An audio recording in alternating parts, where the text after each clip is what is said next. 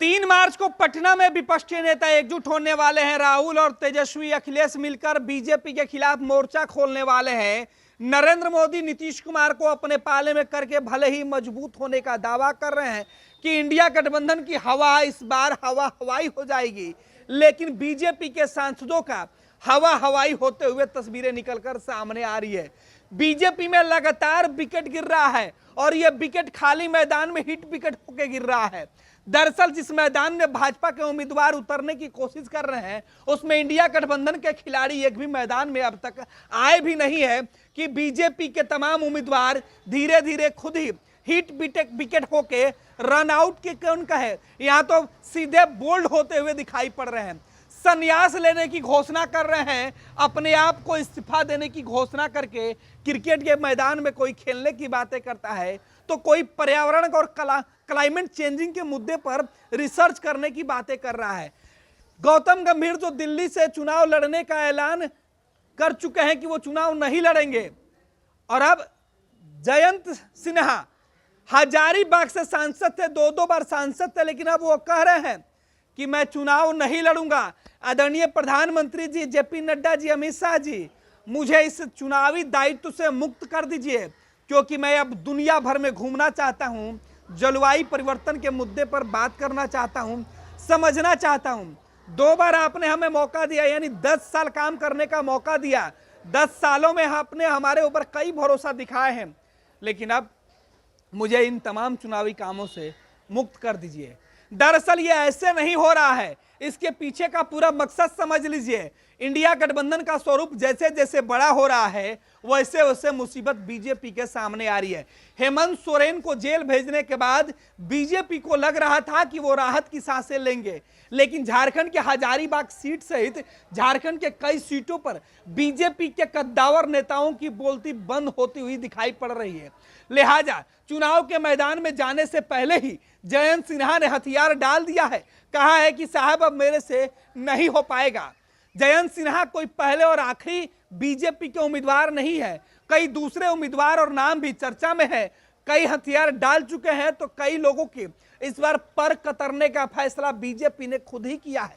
अमित शाह और नरेंद्र मोदी देर रात तक बैठकर मंथन कर रहे थे कि किनको टिकट दिया जाए और किनको बेटिकट किया जाए। इस बात की चर्चा दिल्ली में बंद कमरों में हो रही थी, लेकिन इसकी जो जानकारी है उस बैठक में कलम जिनके नाम पर चल रहा था काटने के मुद्दे पर, उसकी आवाज की इतनी तेजी से चारों तरफ पहुंची। बीजेपी के वो सांसद जिनको पहले से पता था कि वो बेहतर परफॉर्मेंस नहीं दे पाएंगे, उनके लिए खतरे की घंटी बजने लगी।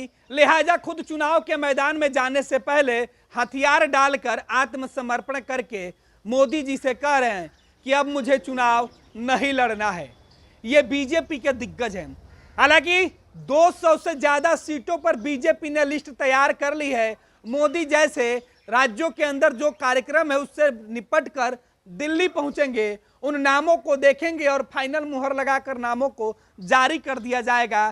कई लोगों का टिकट कटा है तो कई अपने घर से बेघर हो गए हैं, कई लोगों को दूसरे जगह शिफ्ट करने का भी प्लान बना हुआ है, क्योंकि मिशन 400 पार का इस बार नारा दिया गया है। 370 अकेले मोदी जी और बाकी सहयोगियों के सहारे संसद में पहुंचना है। लेकिन सबसे बड़ा हाल देश के सियासत में ये भाजपा का हो रहा है, जिसके दावों से, जिसके नारों से, जिसके हकीकत में कही गई बातों से विपक्ष इंडिया गठबंधन पहले ही लड़खड़ाया हुआ है। उस लड़खड़ाती हुई नाव के पहले से ही सवारी करने के पहले उस नाव पर सफर करने वाले जो प्लेयर हैं, उनके मैदान में उतरने से पहले ही सबसे मजबूत टीम के कप्तान का जो प्लेयर है वो खुद कुर्सी छोड़कर, मैदान छोड़कर भागते दिखाई पड़ रहे हैं। दरअसल जयंत सिन्हा के बारे में आपको बता दें कि ये कोई नाम नया नहीं है, विरासत में राजनीति इनको मिली है। जयंत सिन्हा जो है यशवंत सिन्हा के बेटे हैं, लंबे समय तक राजनीतिक उनका अनुभव रहा है, केंद्र में मंत्री रहे हैं और इस उम्र के पड़ाव पर भी वो चुनावी रणनीति में खुद जुटे हुए हैं। 2019 के चुनाव में बीजेपी से अलग होकर उन्होंने अलग से चुनाव लड़ने की तैयारी की थी। हार नहीं मानने वाला का बेटा 2 बार में ही हार मान गया, ये बात समझ के परे है, क्योंकि यशवंत सिन्हा आज भी लड़ने को तैयार हैं तो जयंत हथियार क्यों डाल रहे हैं। ये लो मुंह मीठा करो, आज मैंने अपना जॉब छोड़ दिया, अब हम पूर्णिया वापस जाएंगे। जॉब छोड़ दिया है? मतलब ये घर कैसे चलेगा? हम करेंगे क्या? और माँ बाबूजी क्या बोलेंगे?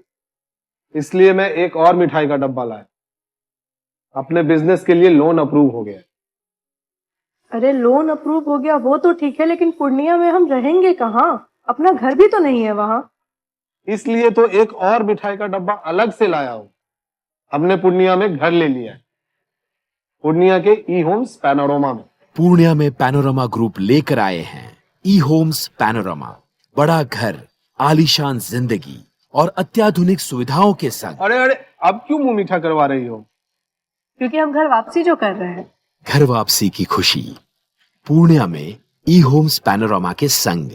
ई homes panorama, luxurious lifestyle redefined.